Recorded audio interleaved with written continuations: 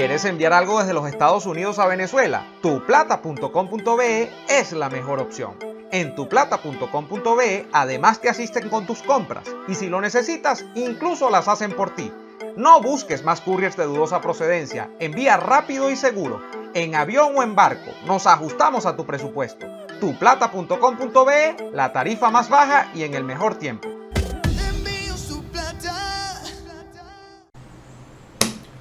¿Tienes un libro que merece ser publicado? Este mensaje es para ti. O Ediciones te proporciona el más completo servicio de edición, diagramación y publicación para que tu libro entre en las principales plataformas digitales de venta de libros impresos y electrónicos.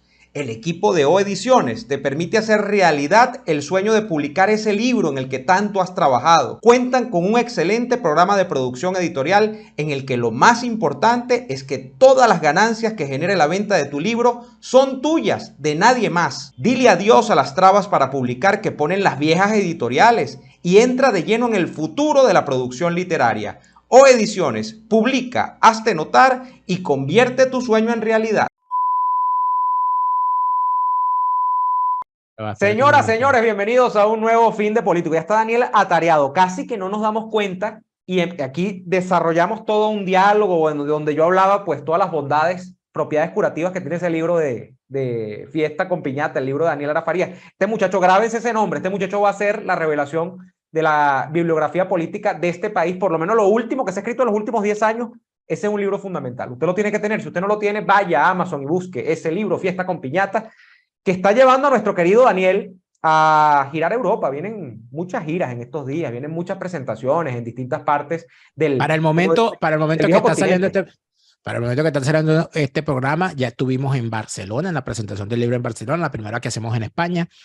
Esta semana que arranca el viernes 9, vamos a estar en París. Y el viernes de la semana siguiente, el sábado de la semana siguiente, el 17 de diciembre, vamos a estar en Londres. Y el 23 de diciembre vamos a estar en Madrid. Toda la información de los sitios, eso está en mis redes sociales. Así que no se pongan aquí a escribir, ¿y dónde es? ¿Y a qué hora? Todo está en mi Instagram, está en el Facebook, mi página de Facebook, y está en mi Twitter. Así que vayan para allá. Así es, así es. Fiesta con Piñata y bueno, si uno no se alaba, no hay quien lo alabe. Recuerden también que pueden buscar el ocaso de la política, Democracia y Partidos 1958-2021, también en Amazon. Es mi libro, que no les presento la tapa porque todavía, como decían los chilenos, de lo bueno ya viene. Aquí estamos esperando que llegue el libro y apenas ese libro esté en territorio venezolano, será distribuido también para que todos los compatriotas que están acá y que dicen, nos tienes olvidado, todo vender afuera y nada acá, bueno, van a poder comprar el libro por Mercado Libre y se les va a poder dedicar el libro también. Entonces lo pueden buscar. Apenas esté, yo lo anunciaré por mis redes sociales. Fíjate tú, Daniel Lara. Yo estoy observando varias cosas. ¿Tú te acuerdas de Se Vende un País Portátil? Rubén Blades. Esa canción tan bella que fue es como que una de las últimas canciones así fuertes que pegó Rubén, ¿verdad? Porque ya después de eso... Pero ese es del libro del disco Cantar es el subdesarrollo. Del subdesarrollo, que es como un disco como el 2010, ¿no? Es un disco, además de eso, es un disco particular porque en ese disco Rubén tocó, creo que la mayoría de los instrumentos que se utilizaron en el disco, en la grabación, e hizo todas las voces y los coros. Una cosa bien interesante. Ahí hace su reaparición. Medoro Madera, ¿no? Medoro Madera, al cual él hizo famoso en el disco La Rosa de los Vientos. Y en este caso lo volvió a sacar, que por cierto, él sacó un disco completo de Medoro Madera. ¿Así? Hay un disco completo de Medoro Madera. Bien interesante ese personaje, extraordinario. Pero Se Vende País Portátil, decías. Con su Se Vende un País Portátil. Suelo, así es. con un enorme complejo que lo hace antinacional. Que lo hace antinacional. Como antinacional realmente es el chavismo. Por cierto, esta semana me preguntaban, ay, ¿por qué tú estás en contra del nacionalismo? Y les explicaba pues cómo el nacionalismo ha sido la fachada, sobre todo en el caso nuestro, utilizada por el chavismo para justamente acabar con el Estado-Nación, ¿no? Y con lo que representa la historia de Venezuela. Pero pensaba en Se Vende un País Portátil, Daniel, esta gran obra de Rubén Blades, porque leía una declaración creo que es el ministro de Hacienda de Colombia, José Antonio Campos. Ya está hablando Colombia. Fíjate, tú hay que meter el ojo a esto, ¿no? En medio de la negociación, los que pedimos además que la negociación incorpore, en todo caso, que creo que es lo sustantivo al principio, que suelten a los presos políticos, independientemente de que eso no va a tumbar a Maduro, pero que por lo menos esa gente pueda compartir con su familia otra vez. cómo se van moviendo las piezas de afuera hacia adentro con respecto a Venezuela. Y me explico. José Antonio Campo, ministro de Hacienda de Colombia, habla de que ellos están sumamente, o como dirían en Colombia, supremamente interesados en comprar monómeros, que como ustedes saben es una empresa que está radicada en Colombia, pero que tiene, o que es una filial de Pequiven, que a su vez depende de PDVSA o Petróleos de Venezuela. Y a la vez, entonces veo lo que está ocurriendo con Chevron, donde ya en la reunión contaré que la hice a mí, donde sabemos lo de la licencia, que tiene que terminar de ser esclarecido el tema de las regalías, todo esto. Estamos viendo lo de la ONU, donde es plata, o sea, todo el discurso está girando en torno a lo económico, Daniel. Y más abajo, un tema que, por cierto, una persona en estos días me dice, oye, hay un discurso que se está olvidando, pero que creo que son, o hay un grupo de personas que son beneficiarias de toda esta política donde la normalización económica y tal. Los bonistas, papá, los bonistas están celebrando porque si se reactiva el tema con Chevron, si se normaliza un poco el tema de la relación de Maduro económica desde el punto de vista de las sanciones con el mundo, el llamado, como le creo que le llaman así, ¿no? El riesgo país baja porque Venezuela deja de ser tan hostil, los bonos se revalorizan, hay certidumbres para la gente que le interesa cobrar. Daniel, están rematando a Venezuela frente a nuestros ojos y todo es, como tú siempre has dicho y como aluden siempre los gitanos, todo es el maldito parné, es la plata lo que está en juego en este momento, mi estimado amigo. Son las oligarquías internacionales, es el poder económico el que está poniendo las cartas sobre la mesa. Bueno, yo creo que el juego nunca ha sido distinto. Lo que pasa es que antes había una gran fachada inventada por Chávez que teñía de ideología y de revolución, etcétera, etcétera, lo que era simple y llanamente la confección de un gran entramado para el aprovechamiento económico de quienes lo dirigieran. Eso no es una cosa que inventaron ahorita ni que se la sacó bajo la manga este o el otro. Además de eso, que el gobierno de Petro ponga sobre la mesa la compra de monómeros puede ser algo que en efecto salga de la negociación auspiciada por Francia por una simple y sencilla razón. Tanto el régimen chavista criminal como la oposición falsaria y prostibularia podrían pactar en esa mesa la venta de monómeros, porque ese es un problema de los dos. Por un lado, se borran las culpas de todo lo que se robaron en monómeros los opositores, y por otro lado, se le permite al verdadero poder, que es el narcotráfico, tener otra vez a monómeros operativas para seguirle dando URI y todas las cuestiones que están haciendo ellos ahí. Al procesamiento de la pasta base de cocaína.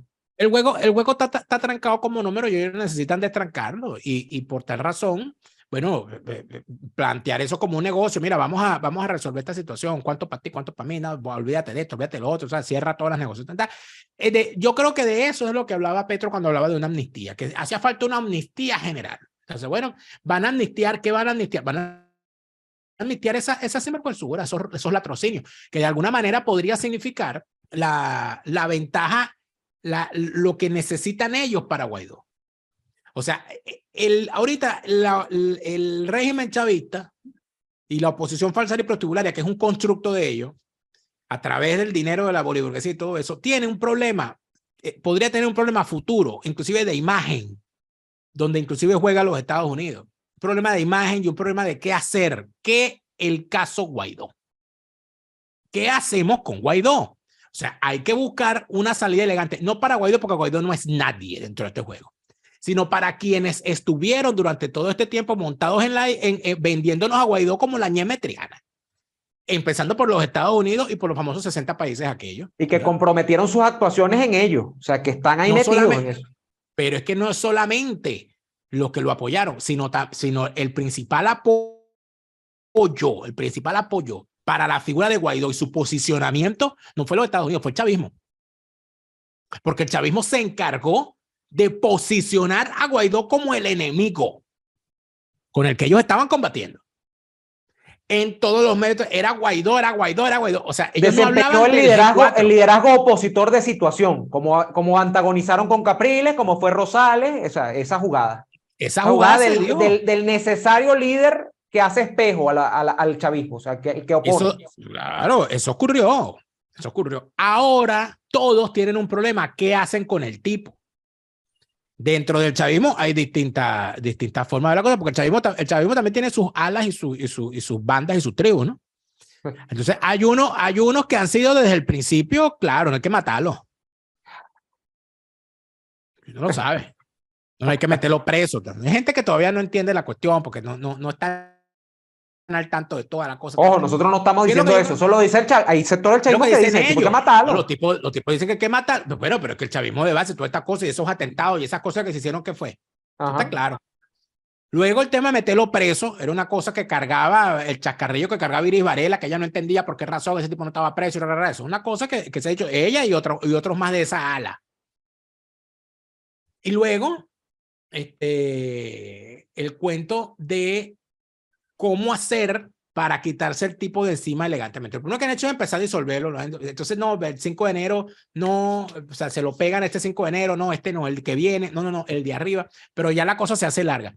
Entonces, ¿qué creo yo que podría ocurrir elegantemente? Bueno, que se perdonen las culpas cometidas en el caso Monómeros, lo que le permitiría a un sector, a un entorno de Guaidó, inclusive familiar, quedarse tranquilos.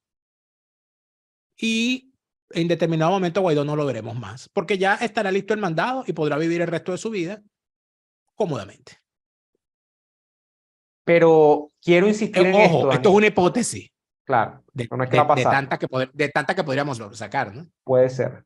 Pero quiero insistir en que se ha dicho mucho en las últimas semanas, en los últimos meses, que hay una operación de acomodo en Venezuela, que es la famosa operación de normalización, pero creo que esto, o sea, lo que estamos viendo y con lo que quería incidir contigo es en el hecho de que esa operación ya está alcanzando cotas internacionales. O sea, ya efectivamente ese mundo donde está los Estados Unidos, donde está la Unión Europea, donde están nuestros vecinos, Brasil, Colombia, tal, ya lo que está es diciendo, ok, ya aquí estamos claros en lo que ocurrió en Venezuela, ¿cómo resolvemos el tema de quién paga la cuenta?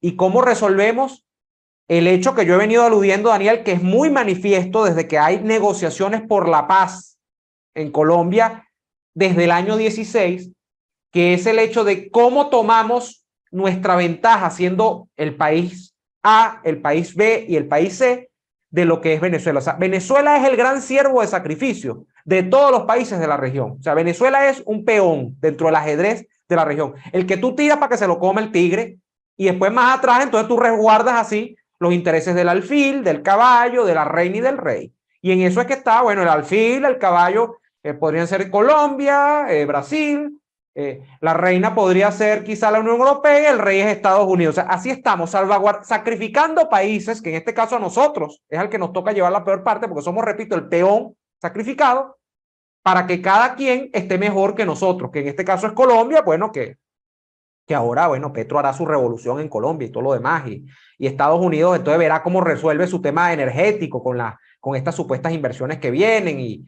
lo de Chevron y lo de lo que ha ocurrido ahora y lo que vendrá, además con las otras petroleras, los contratos energéticos. O sea, siento que aquí estamos llegando a la hora, Daniel, en la que cada uno de los factores internacionales, lo que están diciendo, y fíjate lo de la ONU, esto hay que meterle la lupa. 3.000 millones de dólares, dice que vienen con el acuerdo por lo menos, entre 3.000 y 5.000. Mandados o administrados en principio por la ONU. ¿Cuánto va a cobrar la ONU de eso? ¿O es que la gente cree que esto de la ONU trabajan de gratis, que las burocracias son de gratis? Tú sabes que el tema de la ayuda humanitaria, se cobra una comisión por manejar ayuda humanitaria.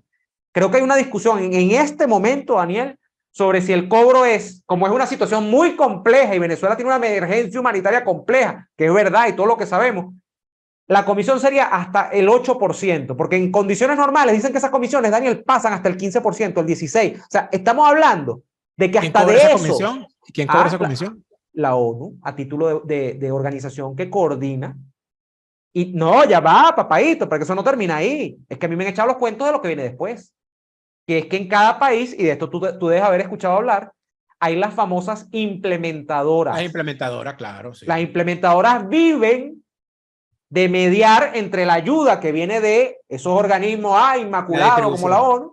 Y ellos ¿quién distribuye? Distribuyen, y yo no sé si la implementadora, creo que no, tiene la misma figura de lo que viene después más abajo, que son las ONG. Son las que reciben. Hay ONGs que son a su vez implementadoras. Que son o sea, la implementadora, para que la gente lo entienda, es un intermediario que después de que la ONU cobra una comisión, cobra otra comisión por implementar. Es peor. Además, adicionalmente es peor. Y puede explicarte muchas cosas. Recuerda que en Venezuela, las ganancias que te deja el diferencial cambiario. Porque tú erogas en bolívares. Tú erogas en bolívares. ¿No te parece particularmente llamativo los saltos que está dando el dólar oficial? Hoy el dólar, cuando estamos grabando, me embaré en la mañana un vecino, me monté en el ascensor, me dijo, ¿tú viste la vaina? 13 bolívares está el dólar paralelo ya. Diré, con todo esto que está ocurriendo. O sea, la economía es lo que está dirigiendo ahorita este proceso. Bueno, ahorita y quizás hace rato. Desde hace mucho rato, pero es que además estamos en un mes que siempre ha sido particularmente un mes muy movido económicamente. Decían los profesores de economía de uno siempre decían, y los profesores de ciencias sociales, bueno, se supone que uno se formó como científico social, es lo que le dijeron a uno. Ocurre, Neomar, que no se puede separar lo social de lo económico jamás. No puede separar los fenómenos sociales de los fenómenos económicos. Y es evidente y efectivo que los problemas económicos terminan causando unas conmociones sociales que las estamos viendo in situ. O sea, de ningún país se van 8 millones de personas caminando o por distintas vías si no ha ocurrido una gran catástrofe económica. Cuando tú ves que aquí en Europa ya hay sirios regresando a su país, bueno, en otras condiciones y tal, algunos no todos, no hay una cuestión más, no es que masivamente se están yendo, pero ya se ocurre una situación en la que algunos ya, la crisis de migrantes, la guerra fue en 2014, ya están yendo y viniendo. O sea, ya son nacionales de muchos de los países que están acá y están yendo y viniendo y ya hay otra situación. Eso no está ocurriendo con los venezolanos, que los que van y vienen son muy poquitos porque particularmente la mayoría de los venezolanos que se han ido, sobre todo los que se han ido en los últimos 4 años, están en condición legal muy precaria en los países donde se encuentran, sobre todo en Colombia, Perú y en los Estados Unidos ni se diga, en los Estados Unidos. El que está en los Estados Unidos muy probablemente jamás va a poder regresar a Venezuela legalmente en medio de todas estas situaciones. Entonces, ¿de qué se habla aquí? ¿De qué se maneja y qué se ve en todo esto? Efectivamente, ¿qué es lo que estamos viendo en las noticias? Una intención de vender a juro una normalización. No, mira aquí, cómo estamos inaugurando y tal. Mira este restaurante donde comes allá arriba y tal, todas esas cosas. Pero al final te das cuenta de que en el juego pequeño lo que hay en efecto es la intención constante y manifiesta por dejar perfectamente claro que este juego es con los reales. Que aquí el juego es por dinero. Me decía una persona estos días que fue a comprar, no sé qué fue a comprar algo para estas cosas, los dulces de Navidad y tal. Y oye, no lo pude comprar porque imagínate, casi $3 me costaba. Entonces yo pensé, ¿no? Yo dije, que sí. Yo muy poco, últimamente sí, me fijo muchísimo en los precios de las cosas que compro, los alimentos. Y eso no era una preocupación que yo tuviese antes, ¿no? Porque los alimentos aquí son muy económicos y sobre todo para lo que uno compra, o sea, que en las cantidades que uno compra, que somos 2 personas nada más, mi amigo y tal. Entonces, pero últimamente sí me fijo mucho en cada centavito que gasto. Porque los brincos de los precios es notable, ¿no? Porque los brincos de los precios son notables, pero también porque me está llamando mucho la atención el asunto. Y sobre todo me está llamando mucho la atención las quejas de la gente. Sobre todo con determinados rubros, con el tema del pan. Por la crisis del trigo, ¿no? Hacia Ucrania. Del trigo. El tema del pan es particular en toda Europa, ¿no? En toda Europa las quejas son, bueno, ahorita que voy a España me enteraré también, porque la primera vez que yo me di cuenta de eso fue en efecto en España. Aquí me doy cuenta de que, porque aquí el tema de la hora, ¿no? El europeo compra mucho el pan por la hora, ¿no? Entonces en la mañana compra pan, ¿no? Y al final de la tarde compras pan. Entonces tú ves cómo queda al mediodía, queda pan de la mañana, ¿no? Y entonces queda ahí un pan acumulado y tal. Y entonces la gente está comprando ese pan, que normalmente es más barato, ¿no? O sea, se están viendo unas cosas que tú de alguna manera notas en determinadas ofertas, en determinados productos, en estas cuestiones de alcance social para que la gente se inscriba y pueda comprar comida más barata, en las cuestiones de los bancos, cambiándote las cuestiones para el pago de los créditos, las tarjetas de crédito y esas cosas, porque en efecto la gente se está quedando corta. Eso está ocurriendo, pero además de eso, volviendo a aterrizar en Venezuela, Neomar, ya para terminar, yo lo que creo, sinceramente, es que hay una cantidad de elementos que de alguna forma están acelerando la toma de decisiones. Hay como una especie de necesidad por dejar todo atado y bien atado. En los primeros, bueno, si no es ahorita en diciembre, es en enero o en febrero. Porque, número uno, va a asumir Lula la presidencia. ¿Okay? Que eso de alguna manera... Petro podrá decir mucho, ¿no? Pero Lula tiene un recorrido mayor al que el Petro tiene. Petro es un recién llegado. Y tiene un país económicamente y territorialmente mucho más importante. Y tiene unos alcances y unos amarres políticos hechos hace mucho tiempo que... Bueno, aunque yo creo que la ficha a ver es Petro, pero Lula va a tener mucho para competir. Lula tiene unos amarres hechos desde hace muchísimo tiempo y tiene además de eso, bueno, prácticamente a sus pies a la prensa internacional, que es fundamental. Correcto, correcto. Luego está que el año 2023 ya es un año electoral en los Estados Unidos. Porque en el 2023, si bien las elecciones son en el 2024, el 2023 es cuando se empiezan a asomar las candidaturas. Sí. Y al empezarse a asomar las candidaturas, luego además de haber recuperado los republicanos el control de la Cámara Baja, la Cámara de Representantes, y toda la que se batieron en el Senado, y las rutilantes victorias en Texas, en Florida, etcétera, van a causar, en efecto, una movilización de la clase política de los Estados Unidos con interés electorero por el tema Venezuela. Y ya inclusive lo estamos viendo cuando se está viendo que hay unos senadores republicanos manifestándose en contra de levantarle las sanciones impuestas a algunos personeros de Venezuela, cuando se quejan por lo que se está haciendo, etcétera, etcétera. Ya eso de alguna manera te deja ver más o menos claro que de esto vamos a tener mucho durante el próximo tiempo. Pero es que además hay otro gran detalle, que el año electoral venezolano coincide con el año electoral en los Estados Unidos, 2024. Por eso es que a mí me llama mucho la atención que se haya dicho con tanta insistencia y se haya asomado el tema de un adelanto electoral. Propuesto fundamentalmente por el chavismo, que es el que está, ahora no es la oposición que tiene el sentido de la urgencia, es el chavismo que está sacando eso. El chavismo lo dijo que o antes, 2024 o antes, pero la oposición falsaria y prostibularia recogió el guante y dijo, bueno, cuando las vayan a poner, porque no sabemos. Es decir, ellos no dicen, no, las elecciones son en 2024, no, ellos dicen, no, cuando vayan a poder, no, porque nos las deben. Nos deben las elecciones, etcétera. Entonces, 5 años aquí, en mora. Bueno, 5 no, 20. Pero en todo caso, sí. En todo caso, yo lo que creo, sinceramente, es que lo que hay es una jugada para que le den los tiempos y cuadrando todas las para cosas. Para atar todos esos intereses que quieren consolidar su posición. Para atar todos esos intereses, y hay que entender además que los procesos internacionales, los procesos globales que se están viviendo son sumamente delicados.